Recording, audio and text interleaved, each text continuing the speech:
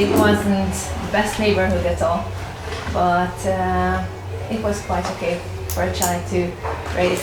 And lately, in the last 10 years, it started to change.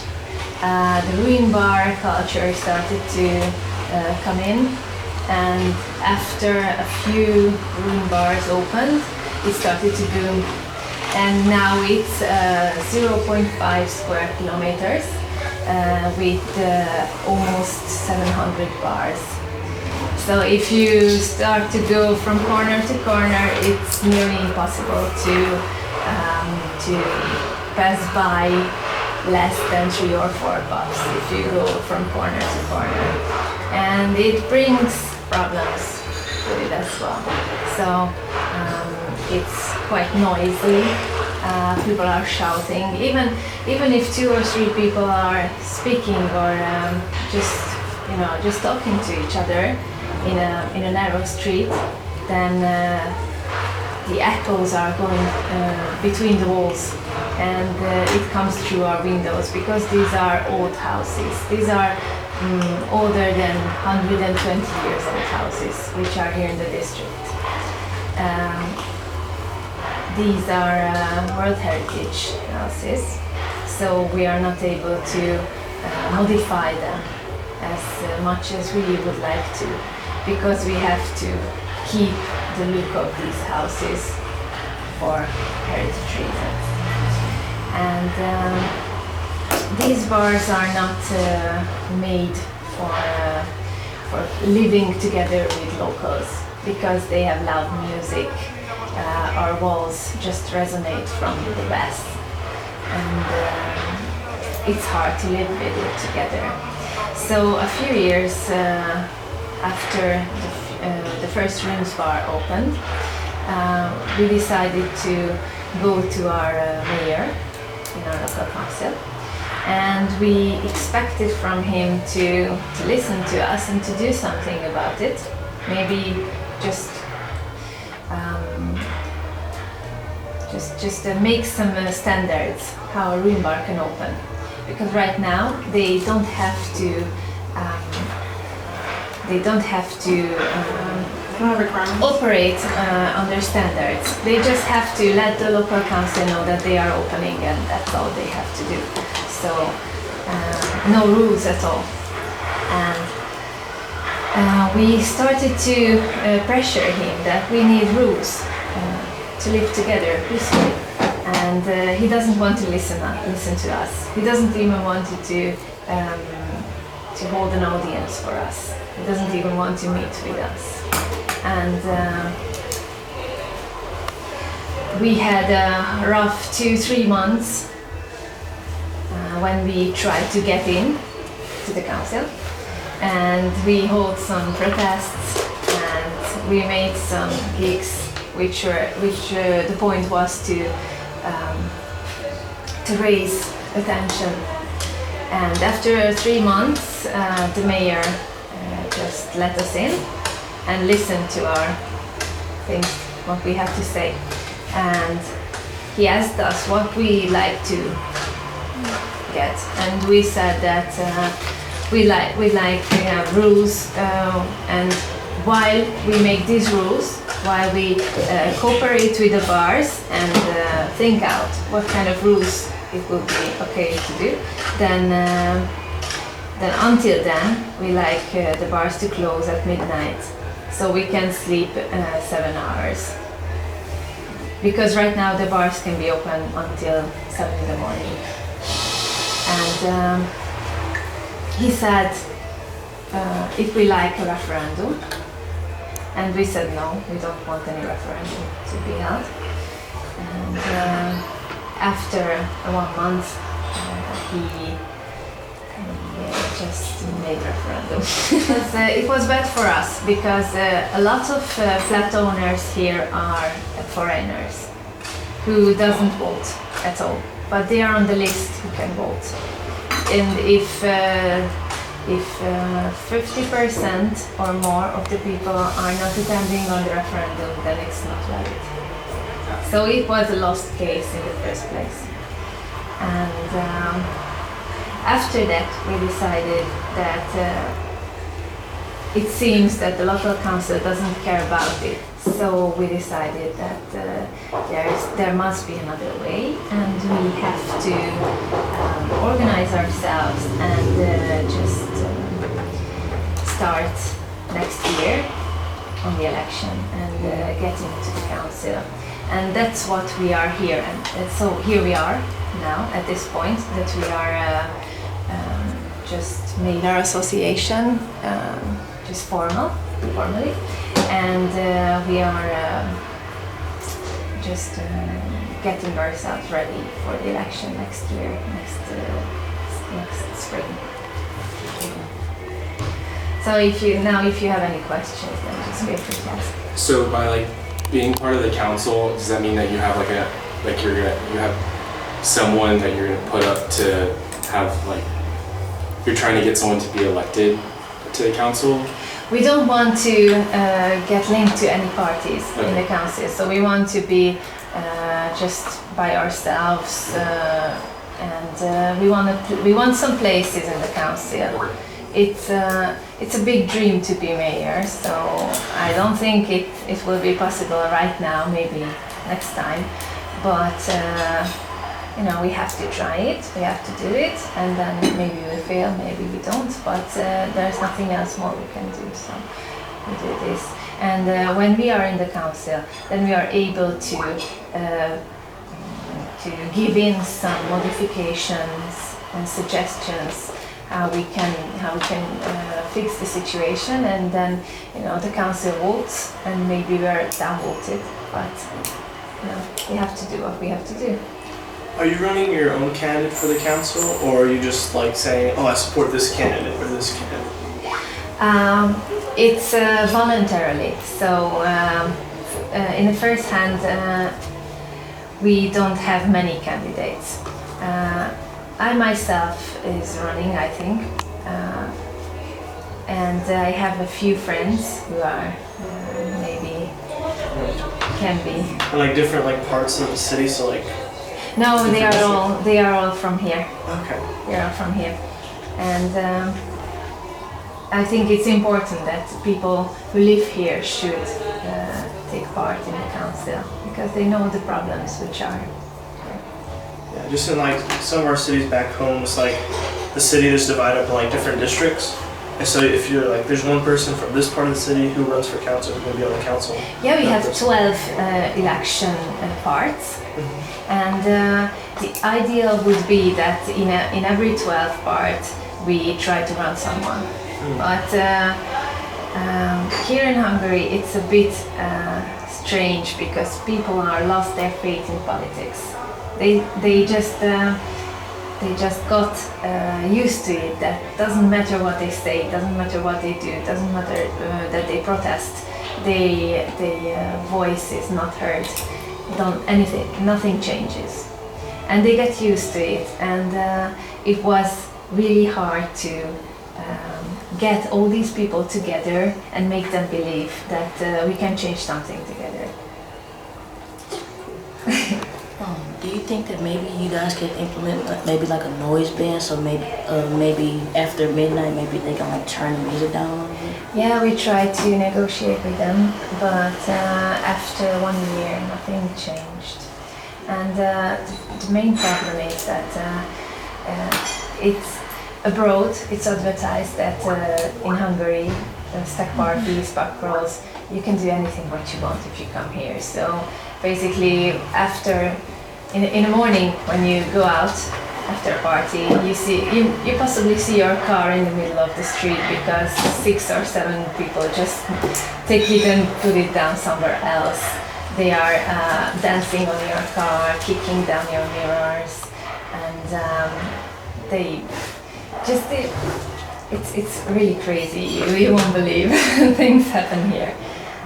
So have you tried getting police patrols or anything like that? Because at least in College Station, it's true though. They do have police moderating the area a lot of the time. So have you tried maybe talking to them about that? Yes, of course, a lot of times.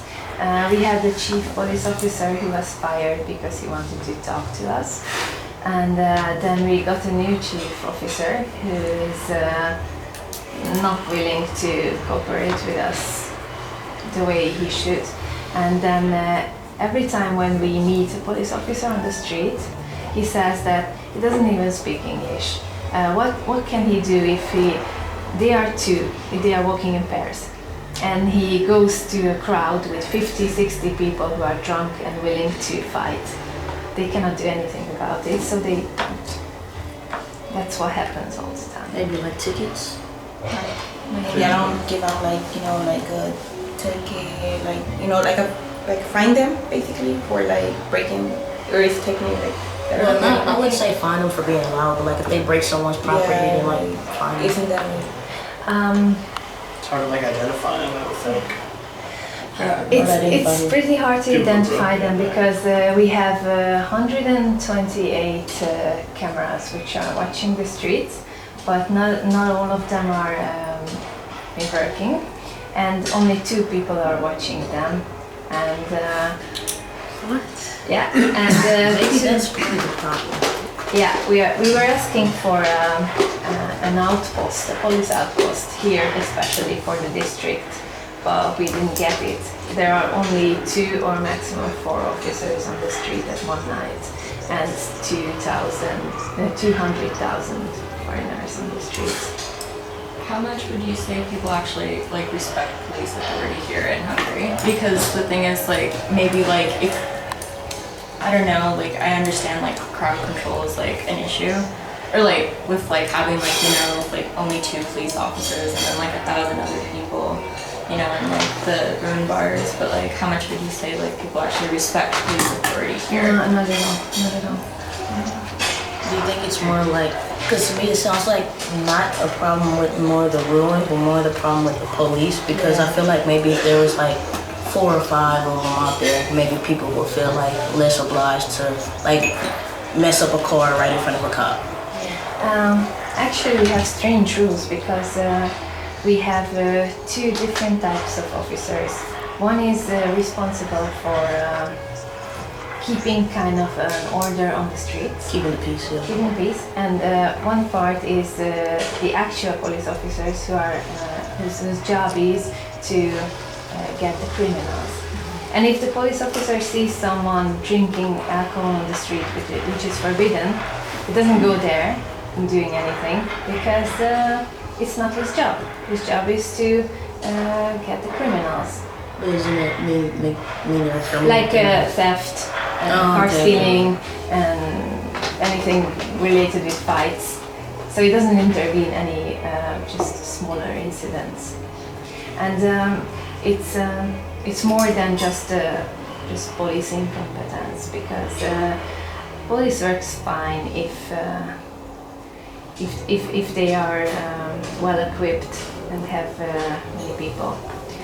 But if the bars don't want to do anything against it, because pub crawls and stag parties are good for them because they are just selling cheap, up-watered alcoholic drinks, which are really bad, but they take a lot of money and they don't pay taxes after that. So they just win. They don't care about how. As the more people come, the more income they get. Do you have like, I know you were saying how you wanted the band like at midnight for them to stop and everything, so you guys could like, kind of figure out the rules that you guys would want to have. Do you have an example of like what type of rules you'd want for the bars? Yes, we like noise dampening in the first place, if it's possible. Noise dampening? Yes, noise dampening, yeah. And it's hard because if you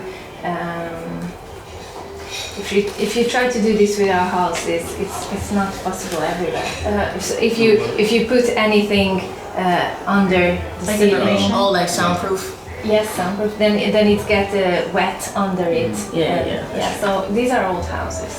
Not all of them are able to do that. And we want the bars to close.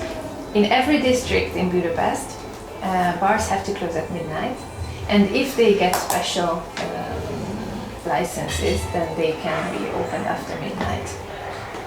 What we want is the same as in any other district. Not the whole 7th district is like this, because there was a council decision in 2013 which decided that between 4 streets, which is 0.5 square kilometers, all the bars can be open until 7 in the morning. And the other side of our district is the same normal as in any other district. Why can other people sleep and we don't? Why these 4 streets? So that's what we want. And after we decided with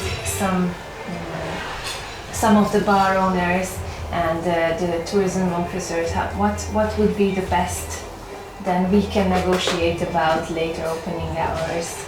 So we don't want everyone to shut down at midnight. We just want until the negotiations are going on, we want to sleep.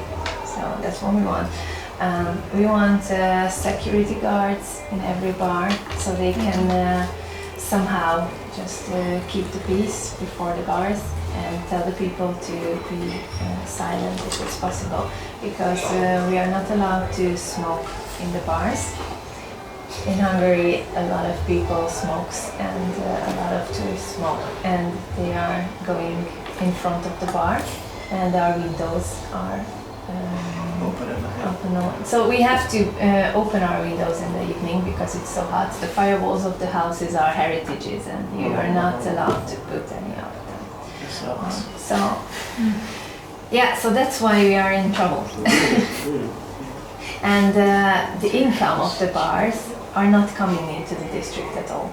It goes to the central budget of Budapest. So we don't get back any of it, but we have 7 times more trash to clean, and we don't have the capacity to clean. So we are going in full of trash in the morning to work.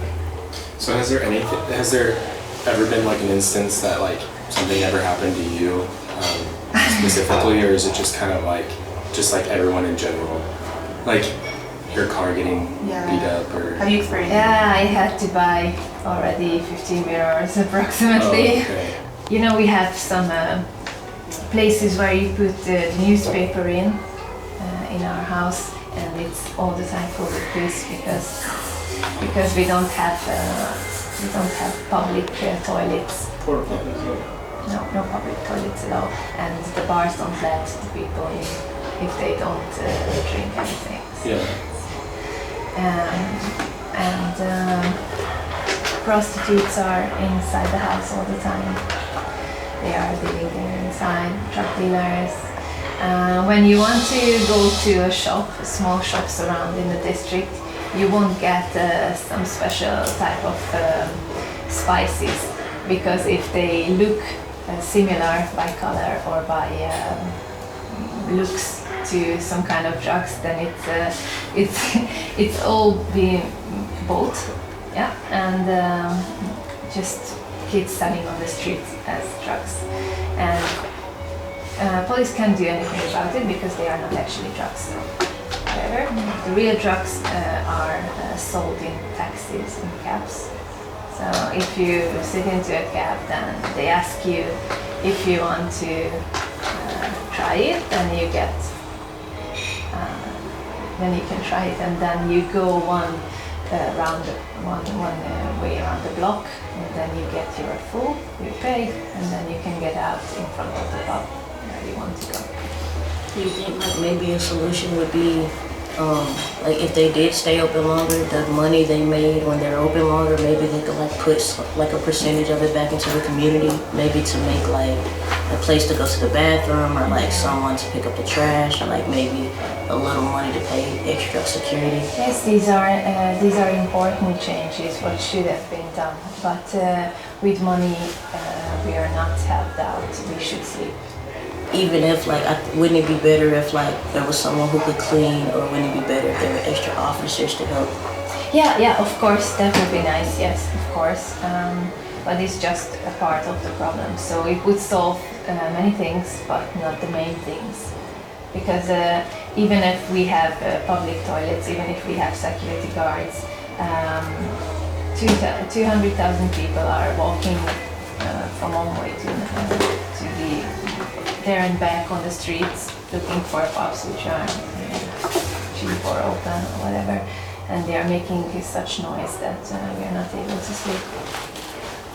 Have you guys had any success talking with actual like pub owners, or do the pub owners just, they don't care? They just want There are really few who wants to speak with us, who wants to cooperate with us. There are a few. There are a few good examples, but it's really they don't want to, because it's income loss for them. They don't care about it, and we are stuck in here in this district because the prices of the flats are descending, because no one wants to buy a house where they cannot actually live, and the investors are knowing the situation well. They exactly know the situation, and they give you a really low price because they know that no one else will buy it. So we're stuck in here with low flat prices, and we can't do anything about it, at least if something changes.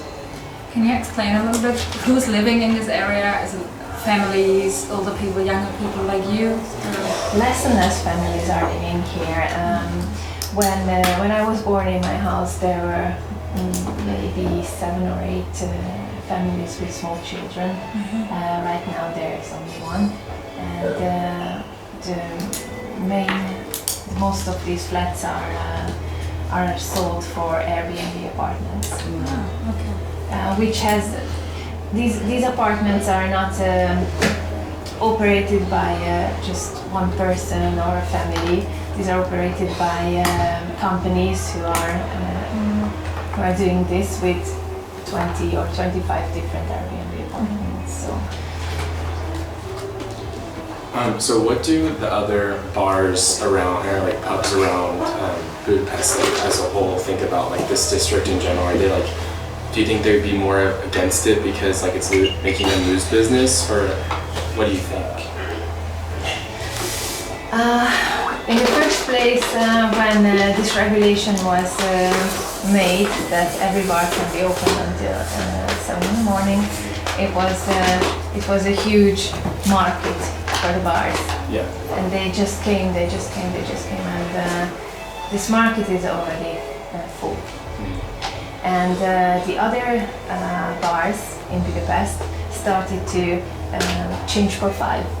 They don't sell cheap things. They are going for the wealthy tourists, the tourists who are coming for different kind of attractions or heritages or city sightseeing.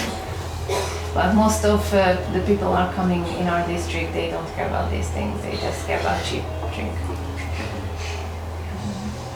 But this district is a historical Jewish area, and we should protect it, I think, because it's part of our history. Are you guys afraid that this 0.5 square kilometer district might just become just a straight up just only bar district and maybe Airbnbs and no families? Like everyone might move away, or the bars might take over? This is what's happening now. It was a district with around maybe 50,000 people. And right now, in this small area, there are real residents who are not foreigner flat owners or Airbnb runners. It's only 7,000 or 8,000. So it was 50,000? Yes, it was 50,000. The whole district, which is not only this small bar area, descended as well, because the trash and the problems doesn't stop at the point of these 4 streets, because Airbnb apartments are there as well, and people who are coming here to drink, they are going loud, noisy and dirty at home to the other side of that street. So they experience some of these problems as well. But they don't experience the noise as much as we do. So maybe they can hold up, but we have our public green area, like the Central Park. It's a city park, and It's a nice park. Yes, and there are some investments in that park as well. It starts to get a tourism area as well, and the other part of the district, which is not the bar district, it gets stuck between these two tourist areas, and they will soon get the same amount of problems as we do. When did it start again with the first pub opened around here? Which year? 10 years ago, maybe. It was Simpla where you are going. Oh yeah. Mm-hmm. So They are very friendly, and they always say that they want to cooperate, they want to do anything, but they say it 1 year ago all the time, and nothing changes. So they have nice words, but no action was carried out. what did you say the mayor or the governor? Did you talk to him? The mayor. The mayor, yeah, we talked. The mayor. What did he say about trying to implement like a noise ban? Like I said, after midnight, he turned it down. What did he say to that? We already have a noise regulation in the district, but you can look up on it. We have no man to enforce the rule. We have no people to carry out these rules. And you said they can't be forced to have like more security. They would have to choose to do it at the actual bar. Yes, maybe they should do this, but they just don't. So, but you have the regulation to turn down the noise, like after midnight or not? Actually, the regulation is after 10 p.m. Okay. It's about in a crowded city. It's about I think in the evening 45 decibels. Mm-hmm. But by us it's about 70 or 80.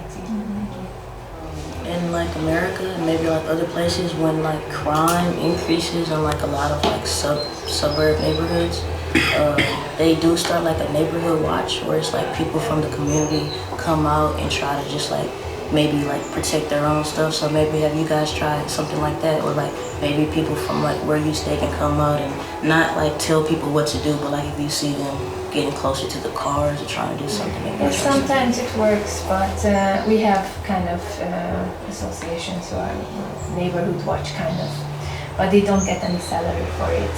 They have to stay up all night. Well, like maybe different shifts.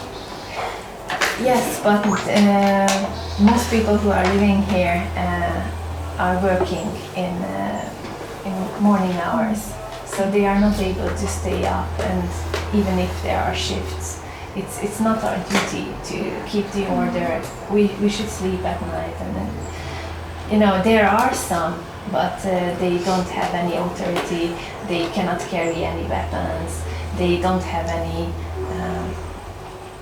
They don't have any voice. So even if they are 4 or 10 people, they cannot do anything against 50 drunk people.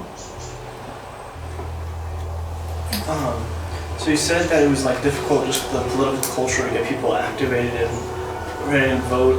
So what have you guys been doing to kind of like combat that? Have you been knocking on doors, holding rallies? Yes, that's what we're doing. We're knocking on doors. We're trying to raise some activists on Facebook, and we just made our association. We are giving out leaflets and just protest and organize some gigs like collecting trash together to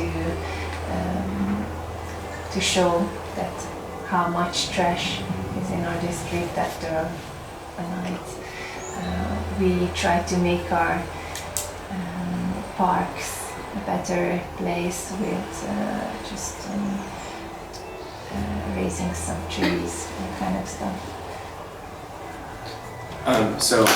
This past summer, I worked for city council. Like I was an intern for a city council member where I'm from, Austin, and I know that there's this one person who like worked with the council member that I was working with, and he put out like a petition.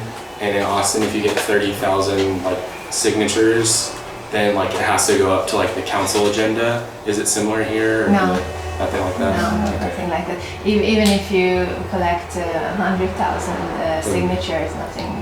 They're not forced to do anything. Okay. They just can acknowledge it. Could you clarify something for me? So you said like the bars don't pay taxes? Like, Yes, they don't give receipts.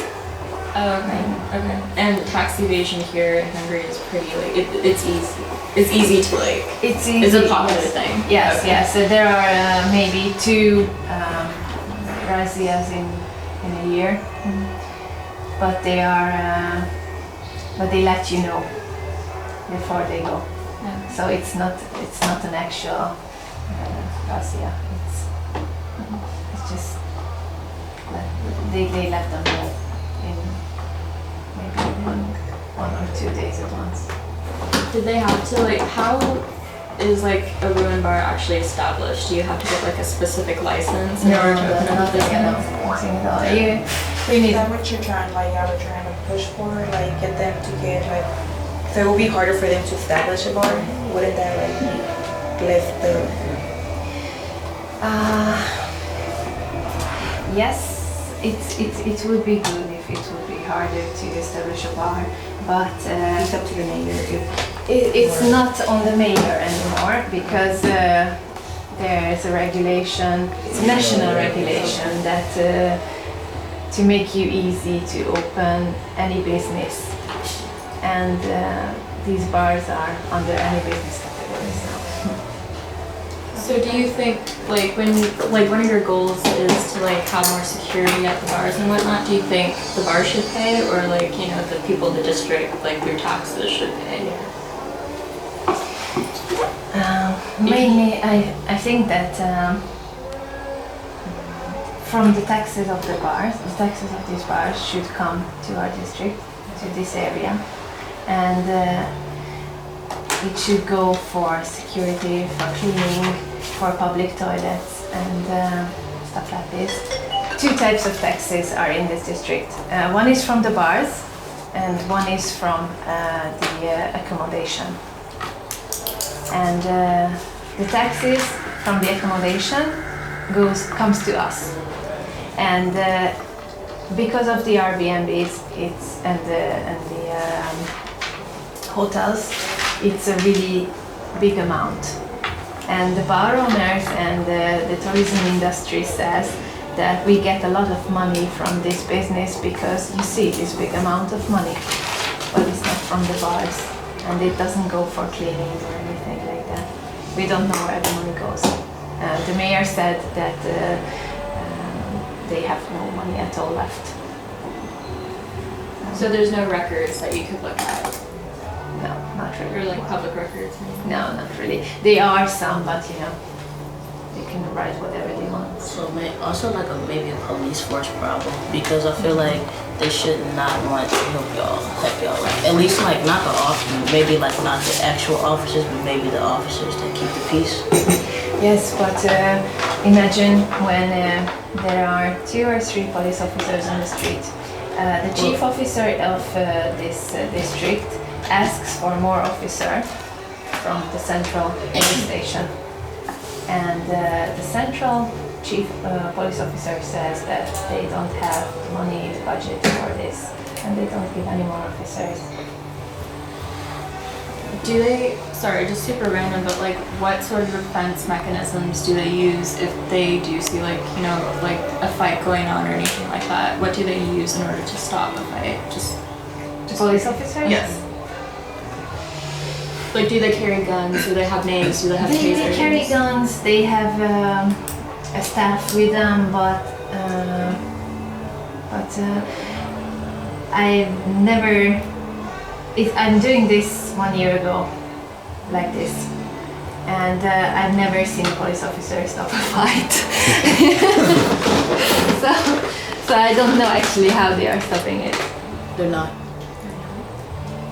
Yeah, I think so. Did they just not care? Like they don't want to get involved? They don't want to be safe. When they go there, they have to feel 30 pages of administration with people who don't even, who are not able to say their own names because they are so drunk. And while they are doing this with one person, the other 25 flees. So it's hard for them. You can't catch them all. And yeah, that's true, but there are some other problems as well. These police officers are not local police officers. They are sent here from other cities sometimes. And when you say them that in this street or that street there's something's going on, they don't even know where the street is. They are just standing on the corner and don't move anywhere from the corner because that's the corner they know. You pack the city council. You get everybody on the city council and make changes. Yeah, maybe. But you know, when the people are moving away as fast as they can, and less people are willing to fight, and we have hard time to get the activists who we need, because even if you have a lot of people who are complaining, not satisfied with the situation, it's hard to tell them that it's not enough to write comments on Facebook from the couch. You have to stand up and do stuff. That's harder. Have you guys, what are the different laws on like protests? Like, are you guys allowed to like go protest at City Hall or like? We did, yeah, we did.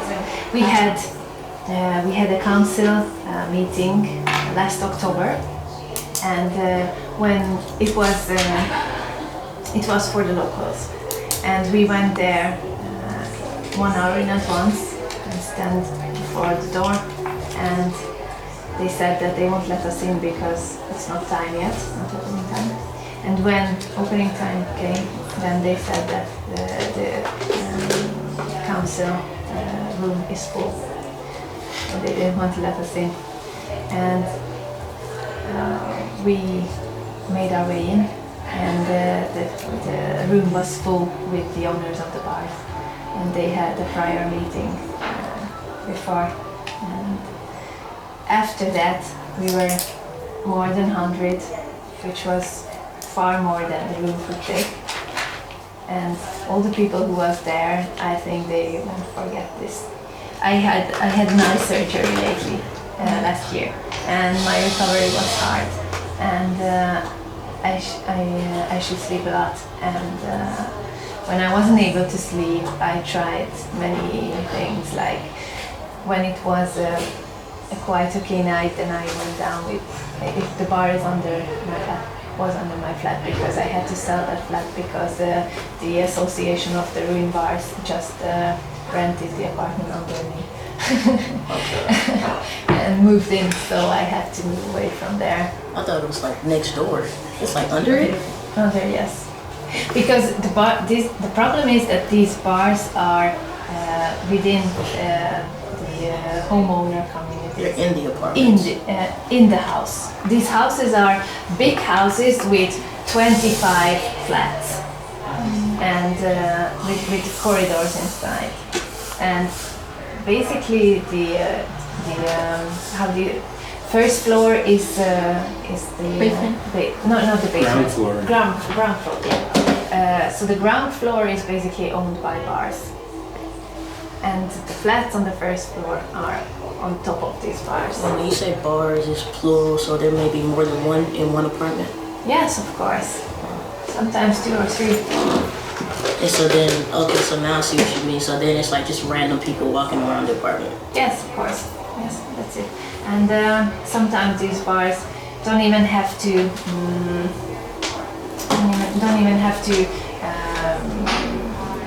have license for fire safety and stuff like that. And there is a bar which lets in 2,000, 3,000 people. It's in Akálcfa Street, Instant Complex, which just lets in a lot of people without any safety regulations. What's the district called? Erzsébetváros. It's the district of Queen Elizabeth. mean, it's important because like you need to have like a place for like families and stuff. And it kind of sucks to just live in a place with just loud noise all the time, trash everywhere, drunk people roam the streets. Yes, I have all my childhood memories from these streets, and I just feel pain when I see all these memories lost. Hopefully it all works out and you guys are able to like fix this problem. I hope so. Thank you. Thank you so much. You're welcome. You're very welcome. Hope you will enjoy your stay here. Yes.